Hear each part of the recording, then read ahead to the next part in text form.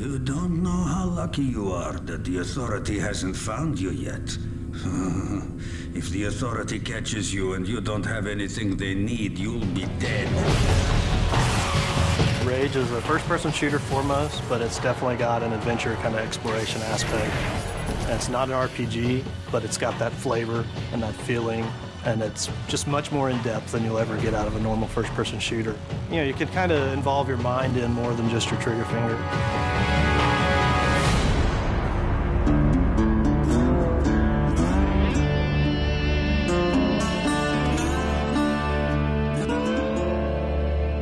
Bad guys in the world, you know, we have everything. There's some bandits around the corner. Do what you can. The bandits are considered to be more the violent settlers that aren't really economically inclined, but they have desires and needs. Each bandit clan has a unique fighting style. It's ever-changing. For instance, the Ghost Clan. Hey, over there! They're very acrobatic. They can attack you from above or below.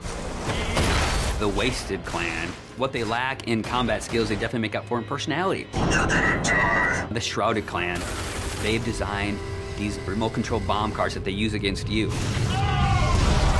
We felt that with human-type opponents, if you add personality to the fighting skills and add personality to the characters, it really makes the world more refreshing. We're losing this! But if you fight that enemy for 12 hours, I don't care how cool he was in hour 1, it's not going to be so cool in hour 12. So it's about mixing it up for the player. Not reinventing the rules, but give him something a little different around every corner, so that's what we strive to do. The Wasteland has a number of mutants. So there's a bit of mystery to where the mutants came from. Some people believe that the cosmic radiation and the impact winter affected human development. But some people believe that the Authority were conducting experiments on humans, and the failures were, of course, the mutants. Then, of course, there's the Authority.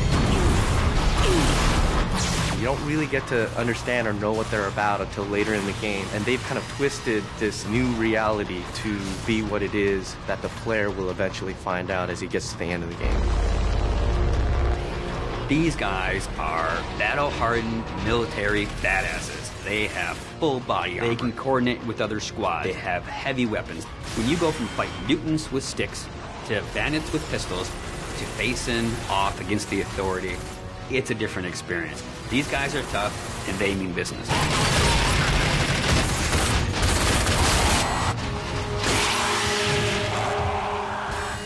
It is famous for having incredible graphics. So I wanted to have this real combat feel to it. Remember, to be of use to us, you must be able to move around freely. We decided to kind of make animations using motion capture. In Rage, we have upwards of 6,000 animations that have been created. One type of character may have 300, 400, 500 animations that go with them. By applying those animations, the character is starting to look a lot more interesting. You also look interesting. When you're actually in combat with an AI, they have multiple layers themselves. When you shoot at the enemy, they'll actually react to the shot. So they'll freak out and they get into this scramble mode where he's running around trying to save his life and then dive into cover. And this is not really scripted, it's just based on what you've done to the enemy, which will change the AI state, and then they will play these different state of animations. And you can interact with them at the time they're doing that, so it's not like they're just stuck in that particular animation. You can shoot them and kill them, and everything happens as you would expect. And all these things work seamlessly together to really make our AI stand out and feel like they're part of the world in a way that you haven't seen in a first-person shooter before. Well, enough with all that. When a player's interacting in a combat scenario, the important thing to do is give them choices. And there should never be a dead point when they're only thinking, oh, I'm just holding the trigger down to kill these guys. Unpredictability and the element of surprise makes a great enemy. It's when you enter a room, you think you know the situation, and the AI does something that you don't expect. Because I don't want them thinking of it as AI. I want them to think, wow, that's the best combat experience I ever had. Show me what you can do, and get the hell out of here.